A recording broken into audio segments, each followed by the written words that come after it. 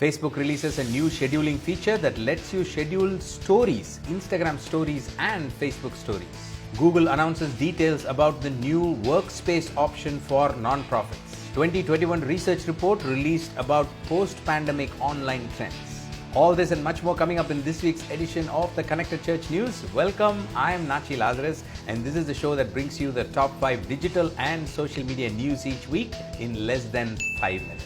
Let's get started. Our first big news of this week is from Facebook. Last week, Facebook announced that they are adding new features into Business Suite tool.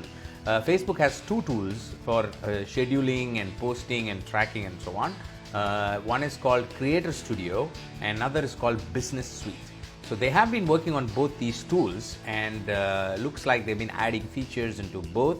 But now this Business Suite is the tool that gets a lot of attention and there are new features being added. And last week, multiple new features were added. And one of the key features that I wanted to bring to your notice is the ability for you to schedule stories, not only on Facebook, but also on Instagram. So which is a big thing because I know many of you listening to me, nonprofits and churches, ministries, do stories, and it will be really helpful for you if you have a tool that your team can use to pick up stories from you and schedule it in different timings. So do check out this tool from Facebook natively. Our next big news is from Google. Last week, Google's nonprofit team released details about Google Workspace for nonprofits.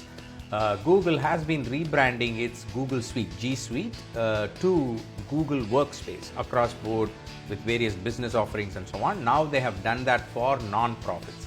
So they have released details about what the offering is, what are the tools that are available, which includes Gmail, Calendar, and Google Drive, and all those useful tools that we are all used to from Google. So definitely take a look at this newsletter and also see if you're not already using. I know many people are already using this, but if you're not yet using it, do take a look. And I will also link to the sign up page which talks about the eligibility or the requirements for you to sign up to Google for Nonprofits program, which also includes YouTube for nonprofits. So it comes as a package. So do check out. Our next news is about Instagram. Last week, Instagram officially announced that they are testing an option that gives the user ability to turn off like counts on posts when they are on Instagram. The announcement says you can choose whether to see like counts on anyone else's post or turn them off for your own posts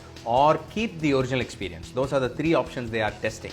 The interesting thing is the announcement also says that this is not just Instagram, we are exploring a similar experience for Facebook too. So there are two things I want you to notice here. One is what's happening on Instagram and Facebook itself, like likes becoming not a very important metric or something that you can turn off.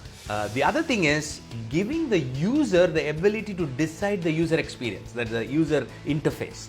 So it's not just the platforms deciding it now. Now they are giving it in the hands of the user to say switch this off, switch that off. Now that's a very interesting trend on social media. It might be a big thing in the days to come. So do check out these details. Our next news is from Spotify. Last week, Spotify made a very interesting announcement about a test release of their newest in-car entertainment device. It's a smart player.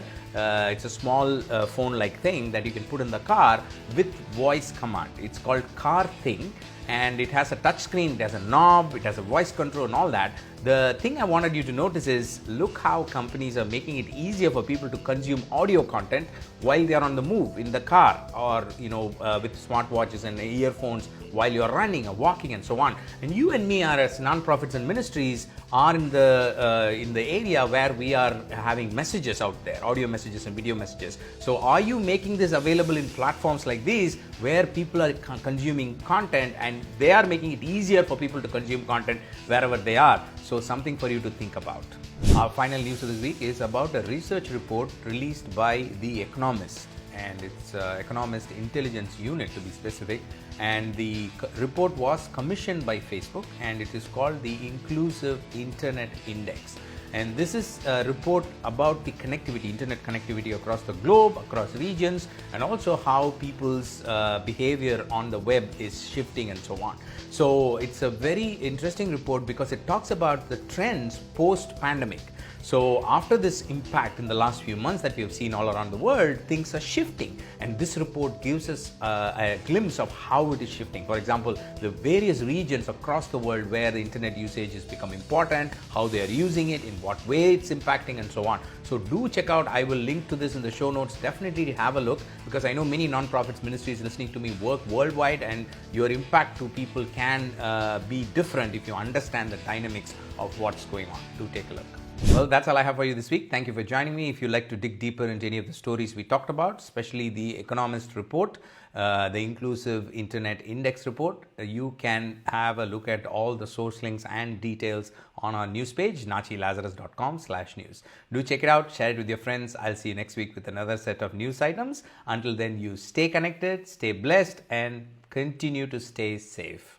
I can't believe we're still saying that, but stay safe. God bless you. Bye-bye.